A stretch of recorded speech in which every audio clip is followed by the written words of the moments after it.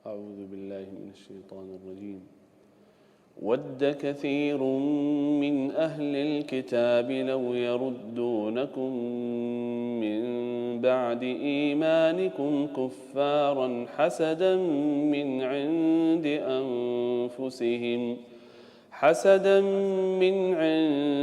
أنفسهم من بعد ما تبين لهم الحق فاعفوا واصفحوا حتى يأتي الله بأمره إن الله على كل شيء قدير وأقيموا الصلاة وآتوا الزكاة وما تقدموا لأنفسكم من خير تجدوه عند الله إن الله بما تعملون بصير وقالوا لن يدخل الجنة إلا من كان هودا أو نصارى تلك أمانيهم قل هاتوا برهانكم إن كنتم صادقين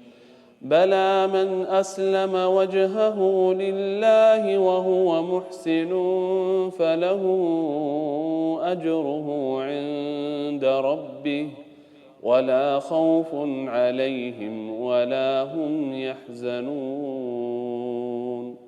صدق الله العظيم. Assalamualaikum warahmatullahi wabarakatuh. Hidup saya alhamdulillah sempat mengalami apa yang saudara-saudara barangkali sedang alami, yakni hidup berbalut dengan hutang. Sampailah kemarin kita pembahasan di pekan yang lalu, salah satu sebab dari hutang adalah diantaranya sholat kita nggak benar. Lalu kemudian kita benarin sholat kita, insya Allah hutang juga akan benar selesai.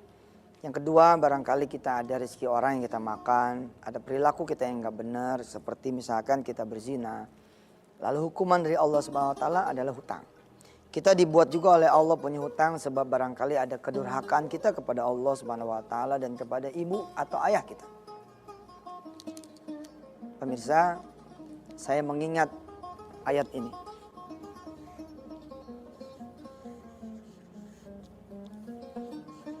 Rabbana zolamna anfusana. Anfusana ini meliputi kita sendiri, istri kalau dia sudah beristri, atau suami kalau dia sudah punya suami, anak termasuk orang tua, mertua. Rabbana zolamna anfusana wa illam taghfir lana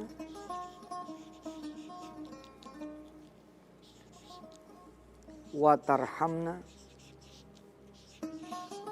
lanakunanna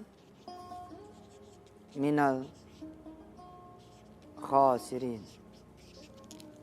Ini doanya Nabi Allah Adam alaihissalatu wassalam yang Allah abadikan di dalam surah Ali Imran. Saya mengingat di tahun kira-kira 2007 lah. Pertama kali saya kemudian mengalami badai hutang. Ayat ini yang kemudian keluar dari mulut saya. Kemudian saya keluar dari rumah seorang kawan, lalu saya divonis dalam tanda petik bahwa kerugian itu harus saya yang menanggung. Saya tidak berpikir betapa jahatnya dia menyuruh saya menanggung. Betapa tidak adilnya Allah, saya tidak berbuat tapi saya menanggung. Saya tidak berpikir tentang kenapa utang ini menjadi ada dari kaitannya dengan bisnis saya yang salah atau manajemen hidup saya yang manajemen usaha yang salah. Tidak. Saya lebih berpikir tentang manajemen hidup saya yang salah. Ada apa ya Rob sampai saya punya hutang seperti ini? Seperti pembahasan kita pekan yang lalu.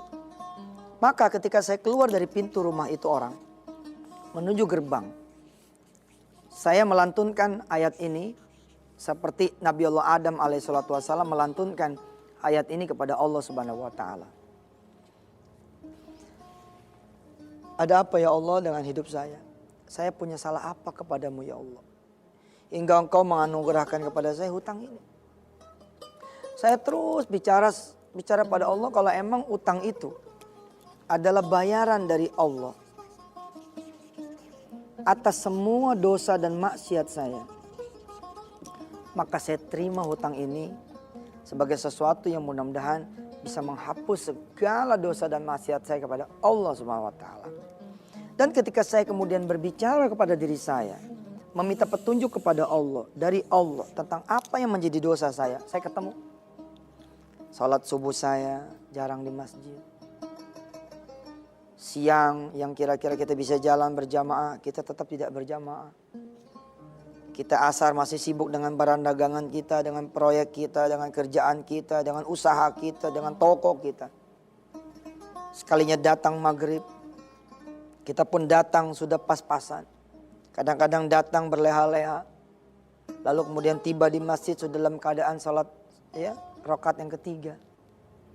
Tidak ada yang itu yang namanya sholat ba'diyah. Apalagi nunggu sampai isya berjamaah. Saya menemukan diri saya seperti itu. Lalu saya menemukan lagi orang-orang yang kecewa dengan saya.